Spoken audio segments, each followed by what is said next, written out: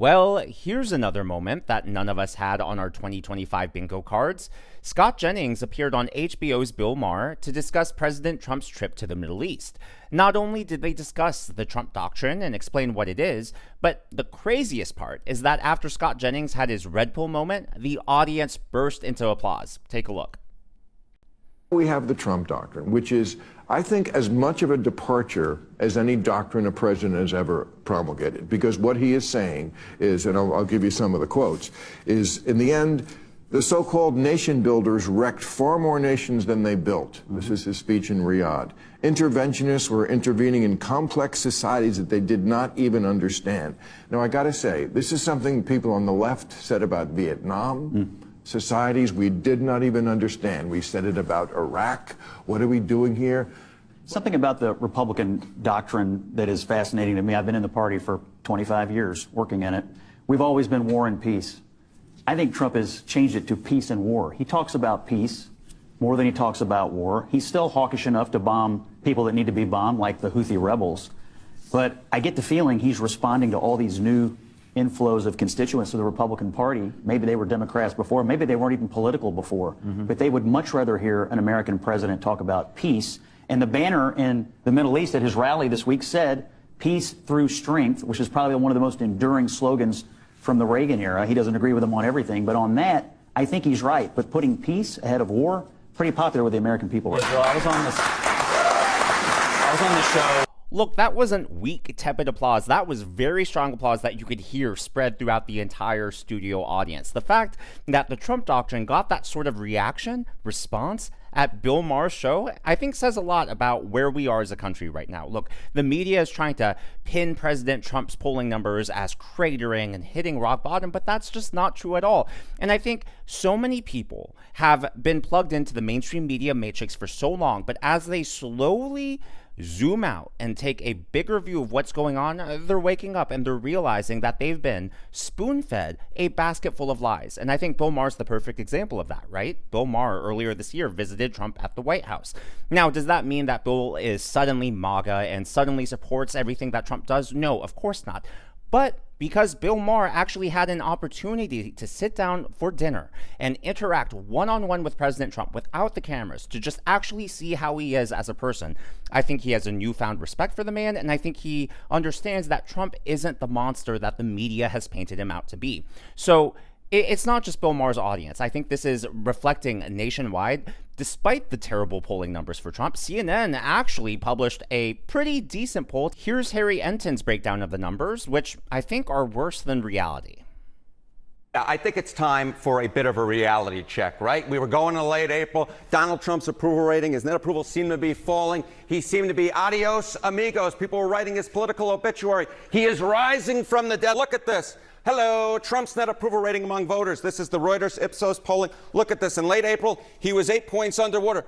But look at where he was in the most recent poll among voters. He's up 7 points to a -1 point net favorability rating. This is not the picture I think a lot of people were thinking that we would be painting in late April. I think a lot of people expected his approval rating to keep dropping, but at least according to Reuters Ipsos, it's in fact rising. Put this then in a larger perspective, Harry. Yeah, okay. So, this is just one poll, right? But let's take a look across an aggregate of polls. What are we seeing here? And I want to compare both to where Donald Trump is now versus where he was in late April, as well as where he was at this point in term number one. What you see is at -6 points, he is a little bit worse off than he is in the Ipsos Reuters polling, but he is considerably better than he was in late April when he was 9 points underwater. And more than that, look at this. He's nearly 10 points better than he was back in May 16th of 2017 in his first term. So what we see is Donald Trump's not just doing better than he was doing in late April of 2025. He's doing considerably better than he was doing at this point in term number one, about 10 points better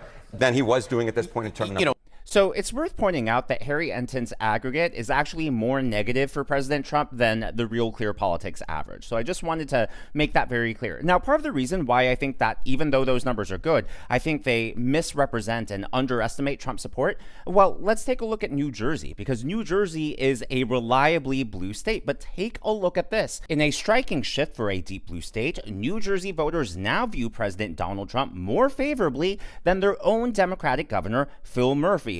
Woo! That is big news right there, especially if Phil Murphy decides he wants to run for president in 2028. That is just not good news for the Democrats. If Trump is polling that well in a deep blue state, it really makes you wonder, how is he doing in Pennsylvania or Michigan or other blue states like Minnesota? But that's not all. The second paragraph here, a recent Emerson College Pix 11 The Hill poll. Now, this is important because Emerson College, The Hill, those aren't necessarily right-leaning polls. In fact, I wouldn't say that they're right or left-leaning. I'd say that both those outfits are pretty centrist and that they're really just focused on the numbers. This collaboration of polls shows that Trump is breaking even with New Jersey voters. 47% approve and 47% disapprove. Again, if he's doing that well in New Jersey, you know he's doing even better in red states. And then the Battleground 7, which President Trump swept this past November, you've got to imagine that Republican strategists are happy with how fertile the ground is as we approach 2026 and 2028. But at the very end of this article, they admit, meanwhile, Trump has seen a consistent rise in support from New Jersey voters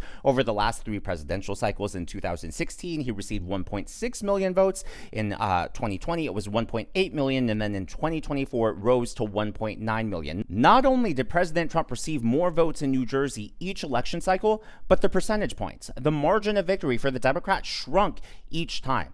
Look, it could have stayed the same, right? Trump could have gotten more votes and the Democrats could have gotten more votes, but the margin of victory could have just stayed the same if the pie grew larger. But that's not what happened. What happened is that Trump got more votes and the Democrats got less. And in fact, last year, 2024, for the first time in decades, the margin of victory for the Democrat in New Jersey was less than double digits. It's in the single digits now. I am a firm believer that New Jersey is an underground swing state. They usually don't classify these swing states as swing states until after they flip, right? Pennsylvania, in my lifetime, and I know I'm pretty young, but in my lifetime, was never considered a swing state until 2016, until it was too late for the Democrats. I believe that if this trend keeps up, New Jersey may be the next domino to fall. But what's really interesting is the question, why are President Trump's approval numbers going up? I mean, it's not as if there's been some radical change in policy or a national crisis that has brought people together and rallied the troops, so to speak, right? Well, again, going back to CNN's Harry Enton, he seemed to make a stunning admission. Listen closely. Rising. Okay, why? Well, take a look at the chance of a recession. It's actually falling. The chance of a recession is falling. In late April, it was 60% according to J.P. Morgan. Look at where it is now. It's less than 50%. How about Goldman Sachs? You see the same thing. 45%, now falling to 35%. The bottom line is, it is the economy, the economy, the economy. As the chance of a recession has fallen, as the trade wars have kind of collapsed a little bit, at least with China, Trump trying to make a deal, we do see that. I do think that the voters are responding to this, and therefore we're seeing Trump's approval rating going up. The tariffs were really hurting him, and he backed off, and it may be helping him politically now.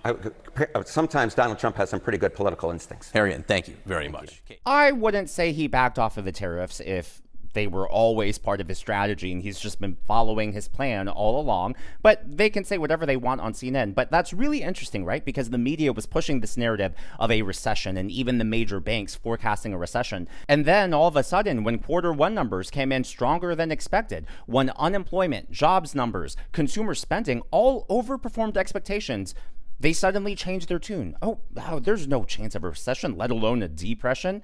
It's not as if Trump radically changed his tariff policies. Again, like I said, I think he's just been following the strategy all along. I think it was the strong Q1 numbers that got everyone to back off of this narrative because they realized, hey, we can no longer pull the wool over the American people's eyes. So I think that was a stunning admission, just being like, hey, this narrative that we were trying to push, it's no longer selling, and that's why his approval numbers are turning around. In other words, it was fear of what could happen rather than the reality of what's actually happening that was driving those approval numbers. Now, Trump's approval isn't just going up across the nation, it's actually going up across the world.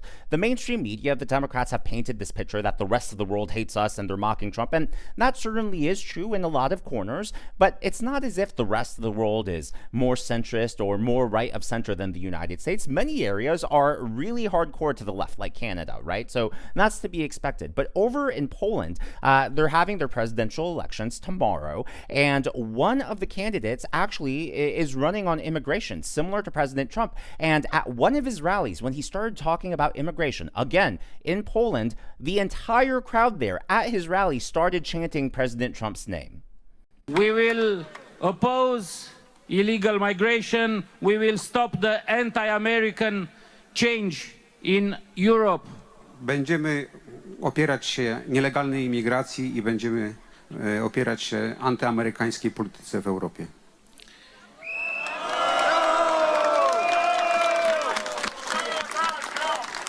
Donald Trump! Donald Trump!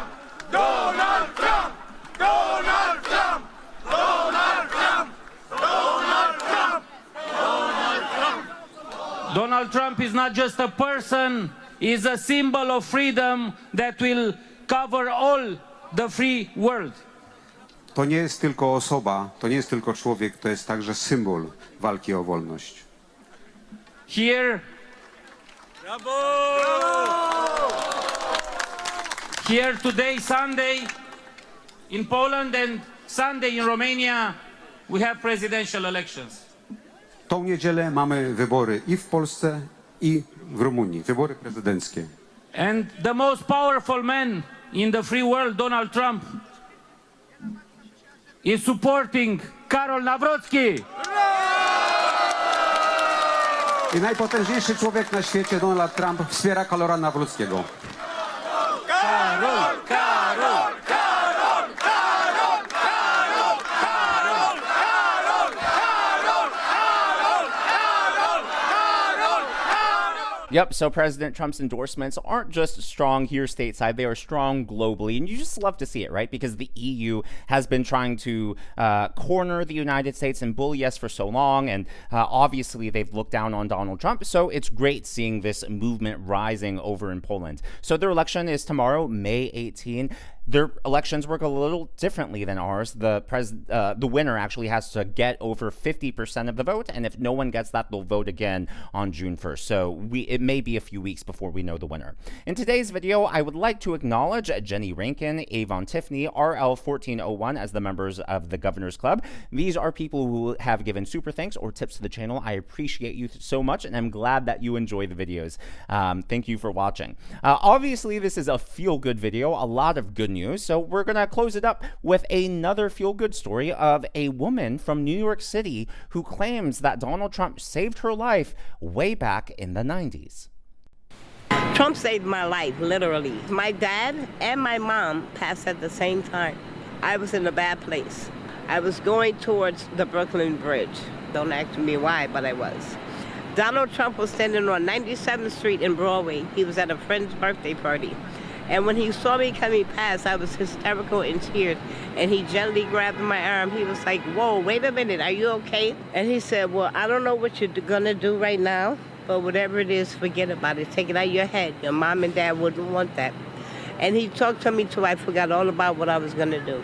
So he said, let me pray for you. So when I went to get my keys out of my pocket, and I opened my hand, he had placed a folded up, real small, folded up $100 bill in my hand. Wow. I framed it, literally, and this is a true story. He saved my life. Yeah, he did. So anybody that has anything bad to say about Trump, did it, because he's a good man. Yeah, and we hear those kinds of stories all the time. One of the favorite stories that I have is of the man who was talking about how Trump paid for his college tuition, and I believe he had two other siblings, a brother and a sister, paid for their tuition as well. Never asked for credit, never asked for it to be in the media, but he was talking about it because it really changed his life and made things so much better for him and his siblings. You don't hear that a lot about other politicians. I mean, I haven't heard stories about that from Kamala Harris or Joe Biden, Hillary Clinton, Barack Obama, yet people come out of the woodwork to say these things about President Trump. I think, you know, as they say, usually where there's smoke, there's a fire, but in this case, a good fire, fireworks.